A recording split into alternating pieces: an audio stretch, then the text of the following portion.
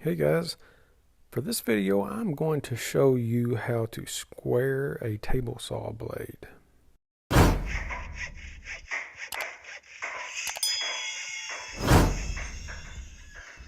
So after checking the fence for square and the blade to make sure that it wasn't warped, I'm going to use a combination square and set it in the track.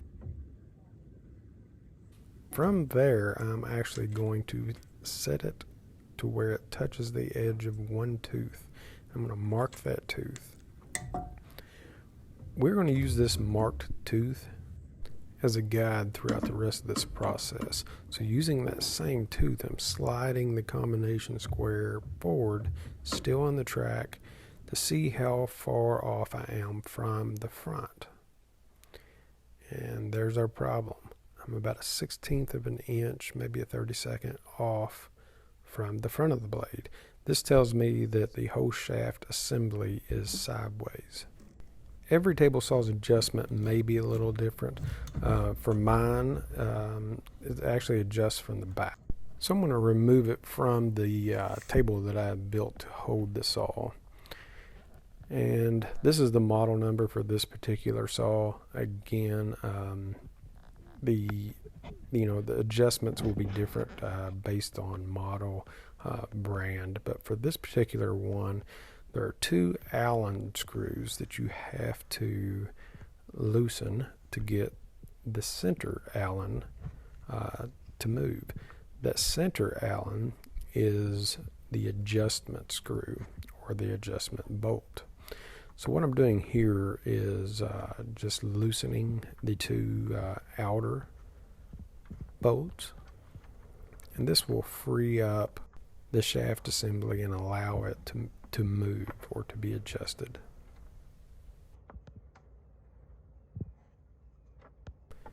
So once we have both of those loose, now we can focus on the actual adjustment bolt.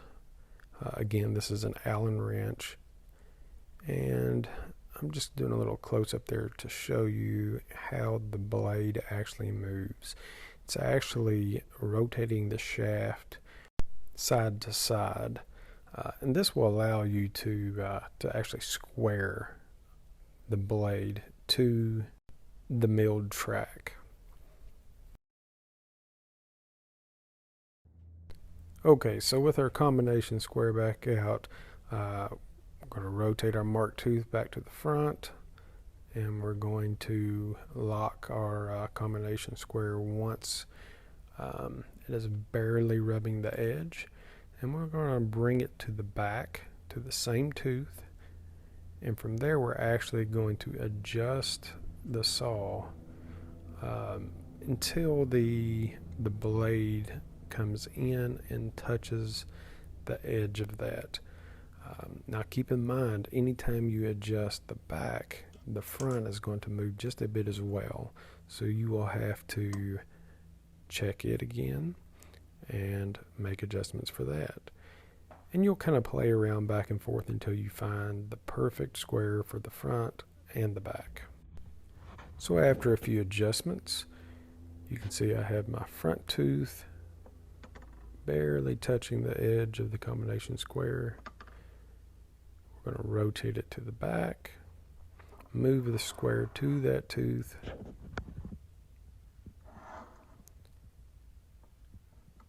and we have perfect match. So now our saw blade is perfectly square with our milled track. And again, keep in mind, this is the way that you adjust this particular saw. Again, every saw is different. It'll be in the book, or you can find it online. But this is basically how you do it. Once you get to that perfect square, you want to make sure to lock everything back down. Do not forget to tighten back the bolts that actually hold the shaft mechanism in place. And we're going to tighten them up pretty good. make sure that the bolts are pretty tight in there. We don't want the vibration of the saw to loosen those bolts. And then once everything is tightened, we're going to check again the front and the back to make sure that we're still in square. Sometimes when you tighten your bolts, it may move that shaft just a bit. And as you can see, we are still perfectly in square. And after I got my blade plate back on, I'm just going to show you the top view. And that's all there is to it. Well, thanks for watching, guys. And if you've gotten anything from this video, make sure to subscribe, follow for more.